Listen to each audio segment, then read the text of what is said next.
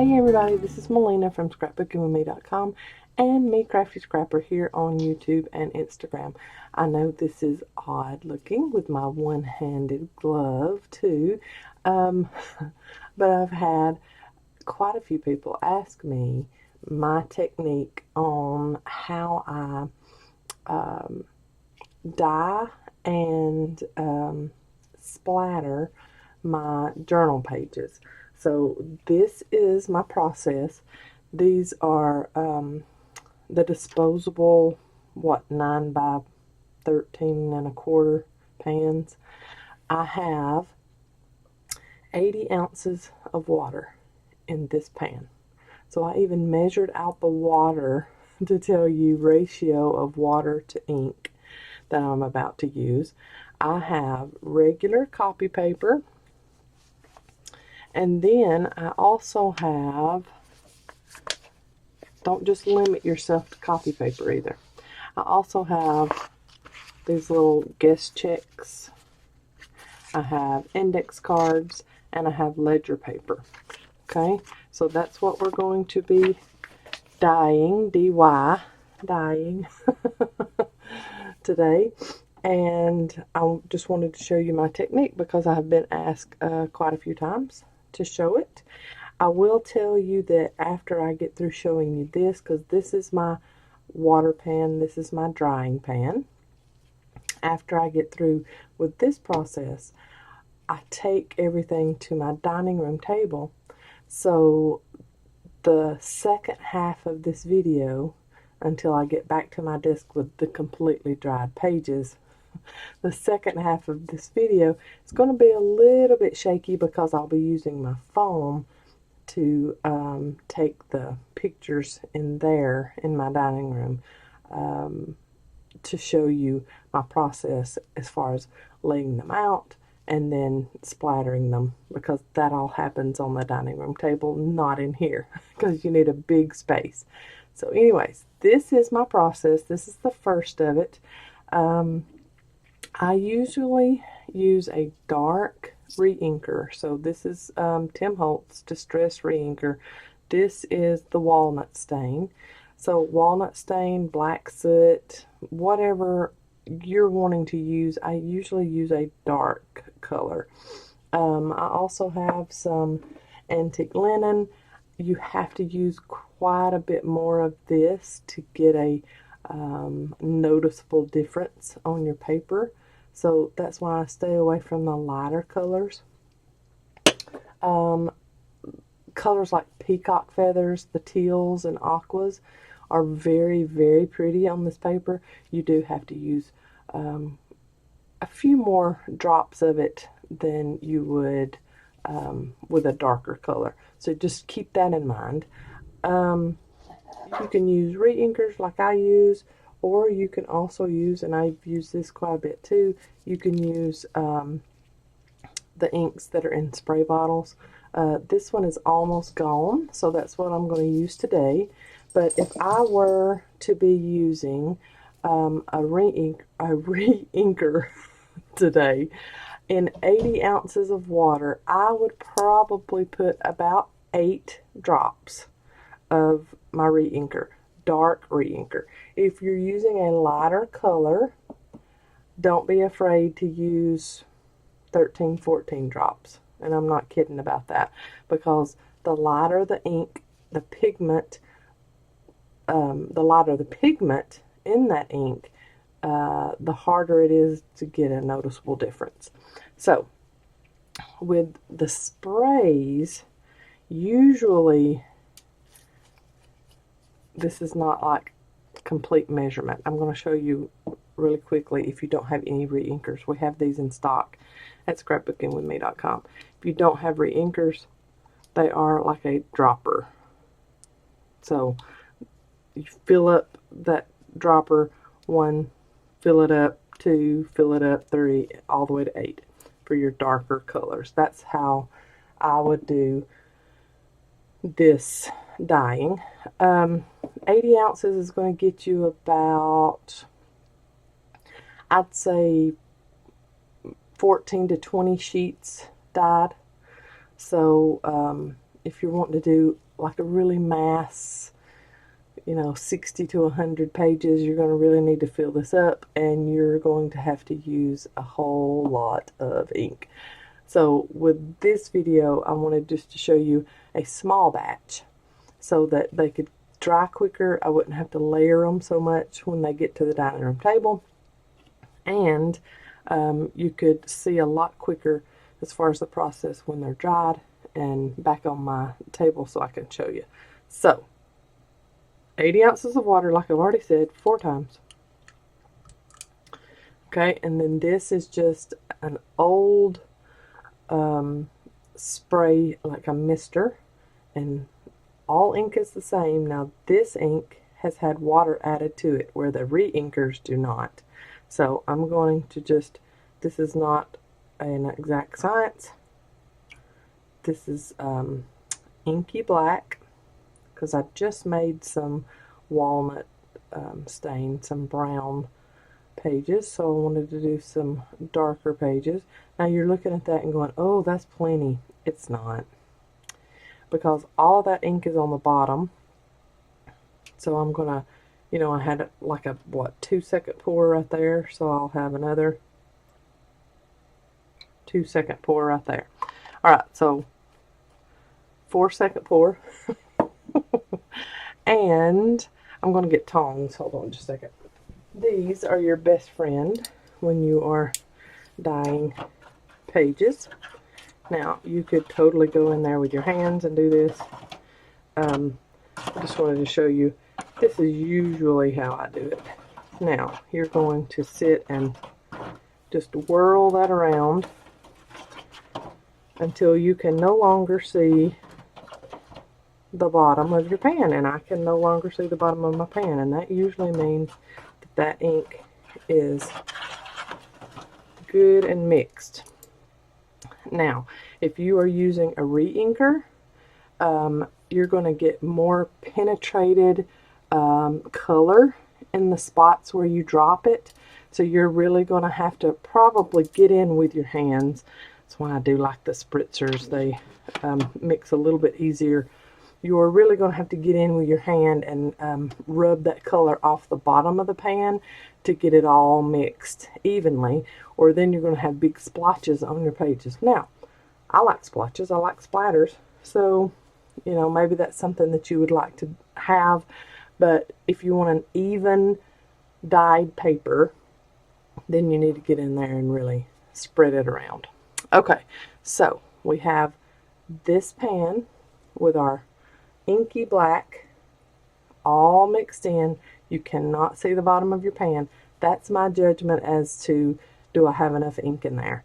If you put 8 drops in there and you mix it all around good and you can still see the bottom of your pan, it's not, that ink is not going to penetrate your paper like you want it.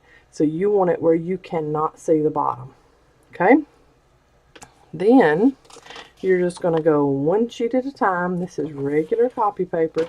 I get my tongs and press it down. I feel like when I'm doing this, I feel like I'm in a dark room with photos. That's what I feel like. Okay, so your paper has disappeared. And then pull it up and you let it drip. Sorry, I'm right in your face there with my gloved hand. Pull it up, let it drip, and then you are laying it flat over here. Now, tongs help a lot, but sometimes you just got to get in there with your hands. So you're going to lay that as flat as possible. And yes, there are bubbles on that. If you don't like the bubbles, you'll need to go in with your hand and clear those off. But I think it gives lots of character. And the longer your water settles, the less bubbles usually you have. Now watch it make a liar out of me. Okay, so now I'm going to reach over and get one of these little checks. I like doing, if I'm doing different kinds of paper, I like layering them, like sandwiching them. So you can really douse that good. in the ink and then go fishing to find it. Okay, and then lay it on top of this, and then see, you're going to get more ink down on the pages underneath this, and so that's going to give you even more dimension and texture look to your pages. So I'm going to go in with another piece of regular copy paper and get that good and doused. You don't want to leave the paper in too long because it is paper. It will start to dissolve, and then you will have little shreds of nothing in your pan and you'll cry. No, well, maybe you won't cry, but because copy paper is cheap, but it doesn't work if you leave it in too long. Now, I've had people say, ooh, I need to wipe that up off my desk. I've had people say, oh, when I tear a sheet, it just breaks my heart because then I can't use it. Yeah, you can. Don't ever throw away paper that you have ripped the edge of or something when taking it out of your wet pan, because you can always use that in scrap projects, like tearing it and then inking around the edges of that little piece that you've torn off and putting it on something else. So even if you tear an edge and you don't want to use it in your junk journal, you can always rip that apart, pieces of that apart, and use in other projects. So don't ever throw it away. If you have, if it has been ink dyed, keep it around. Alright, there's index card. Just down in a couple of times, douse it really good, and then lay it on. Let's do a piece of ledger paper. And this is green ledger paper, so I don't know how this is going to look in the black, and it is a little thinner, it feels like, than copy paper, so you want to get it in there and get it out quick. And I just got this ledger paper at, sorry, right in your face again. I just got this ledger paper at Walmart. It's the ledger paper that's in the pad. So yeah, it's really thin on that side. You can see it big time. Okay, and just lay it as flat as you can, because once you get to your bigger surface, you'll be able to lay it really flat. So don't worry too much if this is not flat, because you're going to go straight from here to your large drying surface, which is, in my case, my dining room table. Alright, so I want to try to pick this one up without getting right in your face with my hands so you can see exactly what I'm doing here. Alright, so dousing it really good with the tongs till you can barely see it. There we go. Then you're just pulling up and letting it drip, and then bringing it over to your drying pan, and that's where you need your hand, definitely, and laying it out flat. Okay,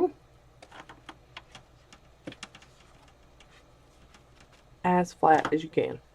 Okay, and then another guess check, and I'm going to put a few in because these are a little thicker. They can stay in there a little bit longer, and get them really good and doused. And the thicker papers will start curling up, but you can fix that with your iron at the very end. And yes, we will be using a clothes iron that you iron your clothes with on some of these pages that don't get laid out as flat as you would like them. You can use your regular old iron, or as we say here in Alabama, your regular old iron, to get them flat and even help to dry them out a little bit. So we'll show you that at the end of this process, right before we bring all of our dried papers right back to this desk and show you our end result. Okay, let me get my hand. I mean, there's really no graceful way to do this. You just have to find what works for you and do it. I've got a piece of index card stuck to that one, so I'm just going to fold it over and bring it over. And then I saw some more drip onto my desk. I usually don't do this here. I have old towels on my dining room table, and that is where I do my ink dyeing.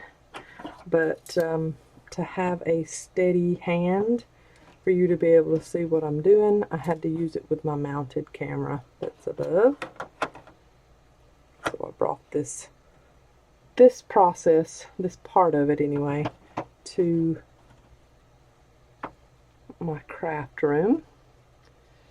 Alright, and I'm just going to do just a few more sheets. You get the idea here. I'm going to do a few more sheets, and then I will show you how I lay them out on the dining room table.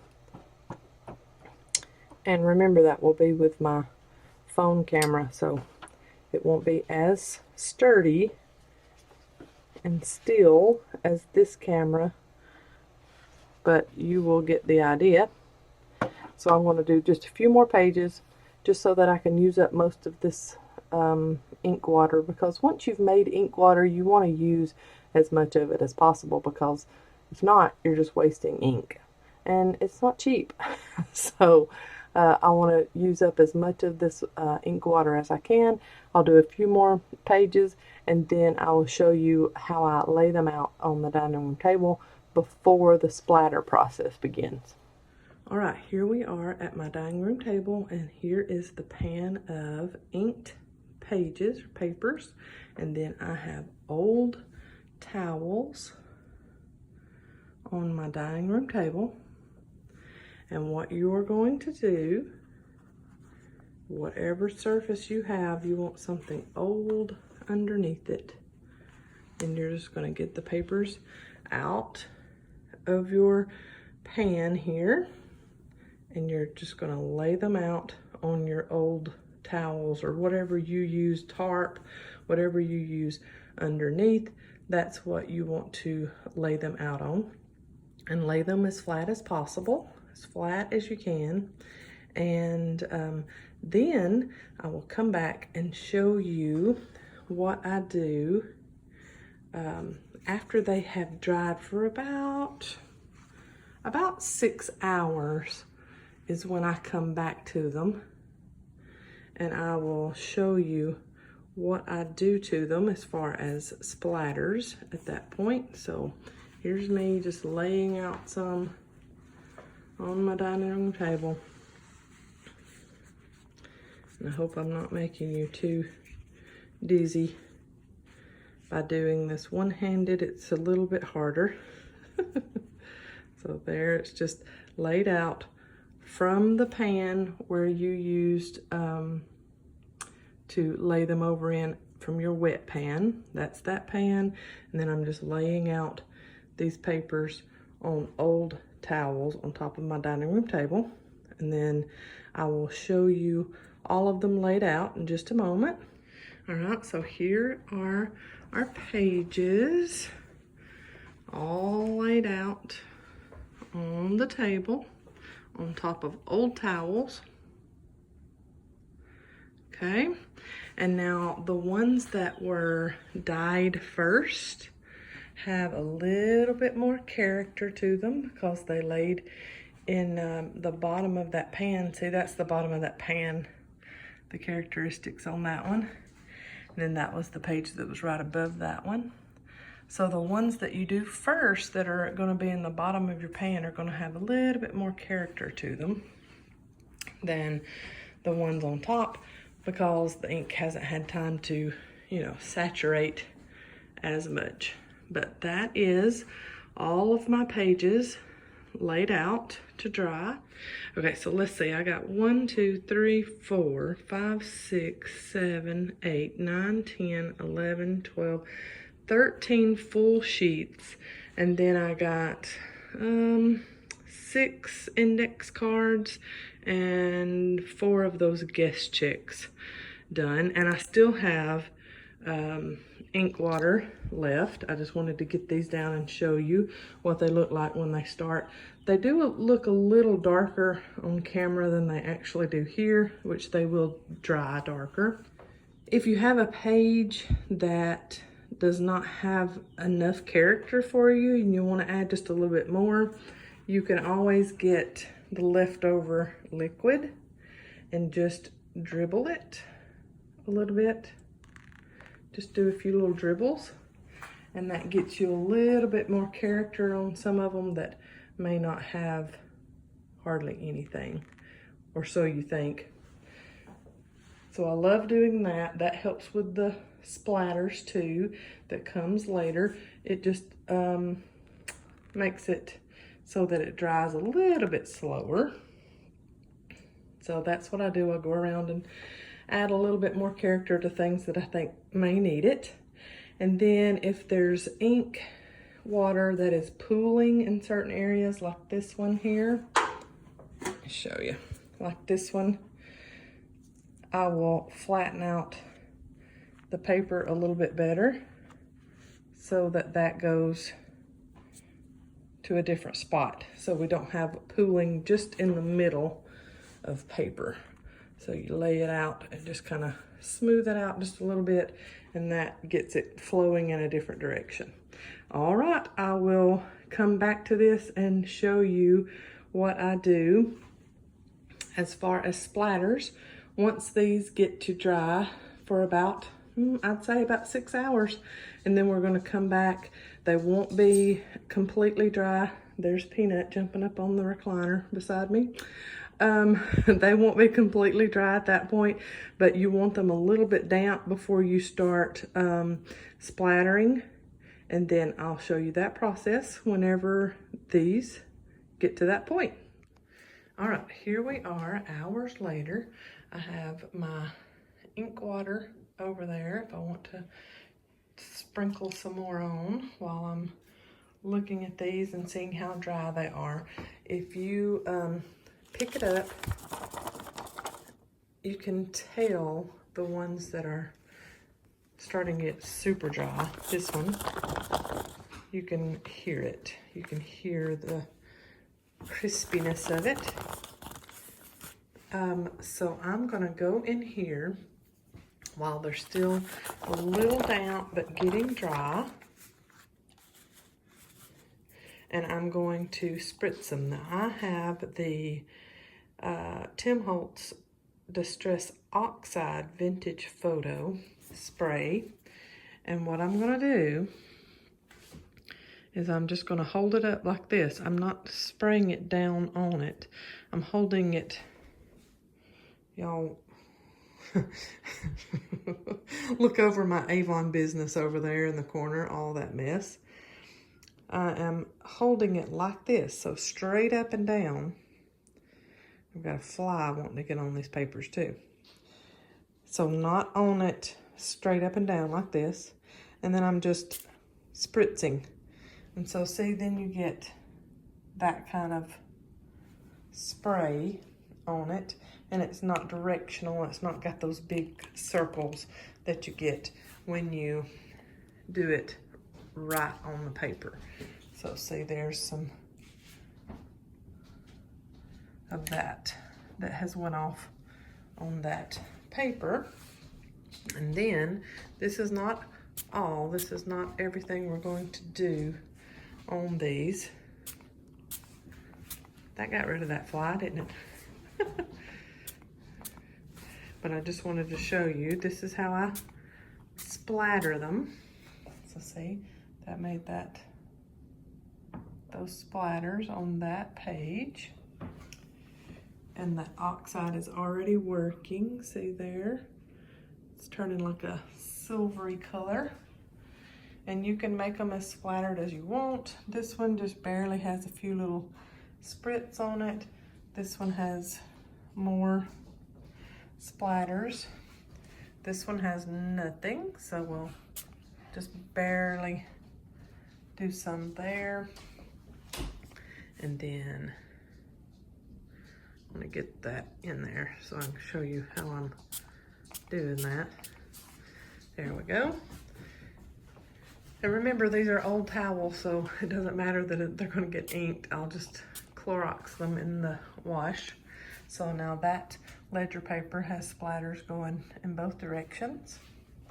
And then over here, and you can use whatever color ink you want. I just finished doing some that have green and like a coral on them.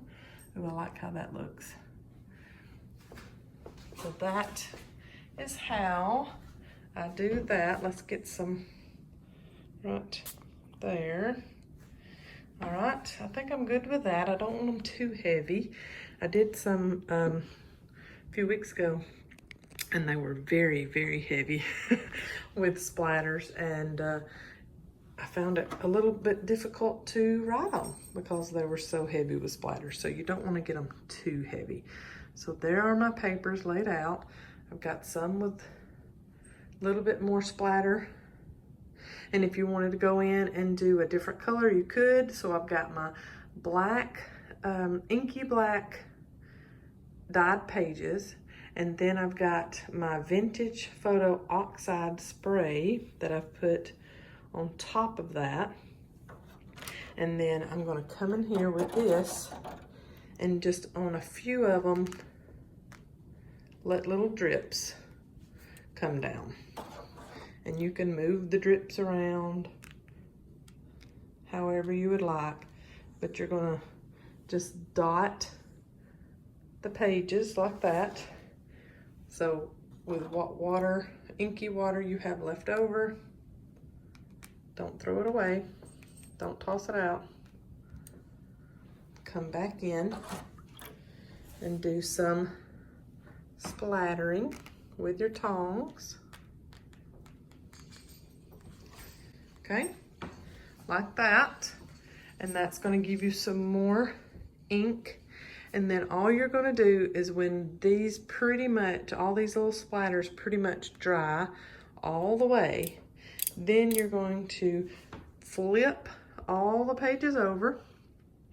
So you're gonna get all of these pages and you're gonna flip them over like, let's say this one was almost dry, just barely damp. You're gonna flip it over and then you're gonna spritz everything again and splatter it again with this.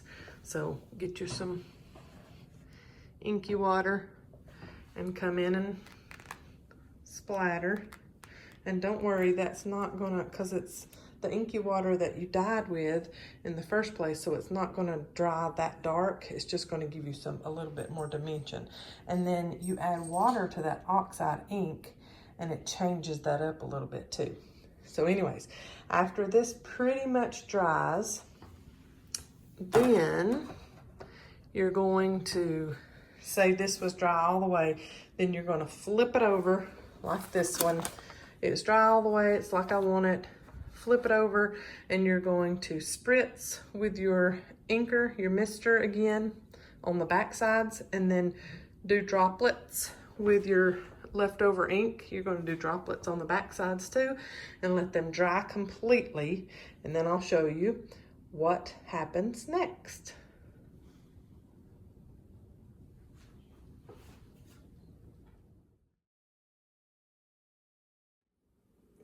So now all of my pages are pretty much dry. I have flipped them over and spritzed on the other side, and then I got the ink over there and I dribbled it just a little bit because it was coming through from the other side. And then this is what they look like here on my ironing board and my trusty iron here. And all we're gonna do is just, with no steam, we're just gonna go over the sheets just a few times. It doesn't have to be really hard press, and of course you don't want to leave it on too long in one spot, because then you'll make burn marks on it. But then see how nice and flat the sheets are? And that's all you do. I'll show you one more here. This is some of that ledger paper, and see how crinkly it is through here? It's actually 2 sheets. Look at there. So one side is just barely, faintly got any spots, and then the other side's speckly like that. And then same thing on this side. It's very aged looking on this side, but then got lots of speckles on this side. And you can layer them up if you want to, but see how crinkly they are? And then you go over them with your iron. I see some steam coming out, but I do not have any water in that. It's just the steam coming out of the damp pages. And I said damp pages. And y'all thank my trusty assistant here, Bethany. She is holding the camera as still as possible while I'll show you how we're ironing out those sheets. I'm going to finish ironing all these other ones off camera, and then I will be back to my craft desk to show you all the details of all of them.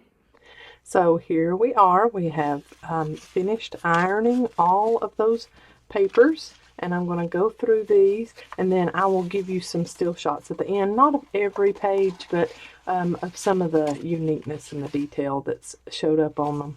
So we used the black spritzer, so this old one that I had, Inky Black by Mr. Huey. We used some drops of that, or spills, pours of that, and then we used the Tim Holtz Vintage Photo Distress Oxide Spray. So that's where our bits of color are coming out here. So when you spray it and then you dabble on just a little bit more of that ink liquid that you dip the actual sheets in, that's where you're getting these spots, and the different little colors, the golds, are coming out in them. So we've got all kinds of examples of great aged things, and these are quite grungy.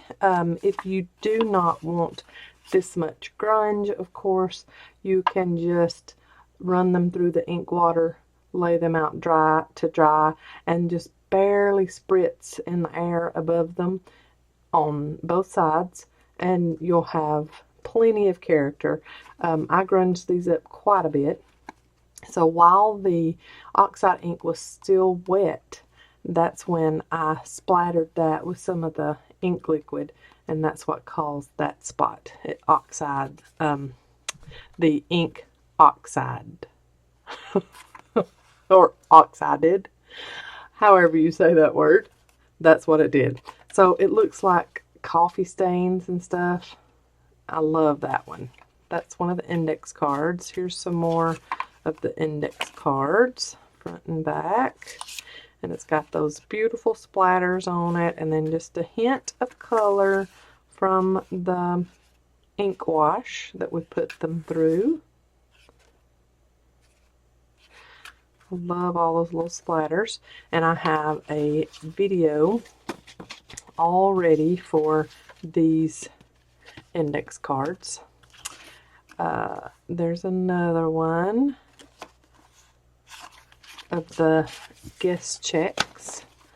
Okay, and then we have the papers, and on screen is about the exact same color as what I'm seeing here. So one side is got more of the distress spray on it. The other side has a little bit of the distress spray, but more of those splatters from the ink water is coming through on this one. And so see here, you have a tear. Of course, you can always still use that in your junk journal, fold it over, it gives it character, or you can use this sheet as torn pieces on your scrap projects, like our M's Scrap Busters challenges that we've been doing. I'm so glad that y'all have been enjoying those and playing along. And if you haven't, go check out my playlist of M's Scrapbusters. It's a hashtag challenge, and play along with us. It's very fun. We learn how to and get great new ideas on how to use up all of our little scraps that's laying around. This one was the one that had laid down in the pan, the drying pan, well, not really drying pan, the pan that we put them over into from the inking liquid. And this one was the one that was on the very bottom, so it got the most ink penetrated into that one. And I'm going to go through these little quick, and while I've still got some good daylight behind me, I'm going to get you some still shots for the end. There is one of the pieces of ledger paper. I love that. So one side you can still see pretty much all the ledger lines, and on this side it's a little bit more sprayed. This one was one of the ones that was in the bottom of that pan too, so it got some more character to it. I love those splatters. Very, very neat. Very, very neat splatters. And then that's where I picked it up with the tongs a little too hard. There's no tear there, it's just a little bit of character it gives to that paper. And there is another. So you get the picture. All of them are not the same, but all of them have the same look to them. But, you know, some have more splatters than others. And I think that's why I love dyeing paper so much, is that no two are alike. They're all unique, like snowflakes. I love dyeing paper, or paper dyeing.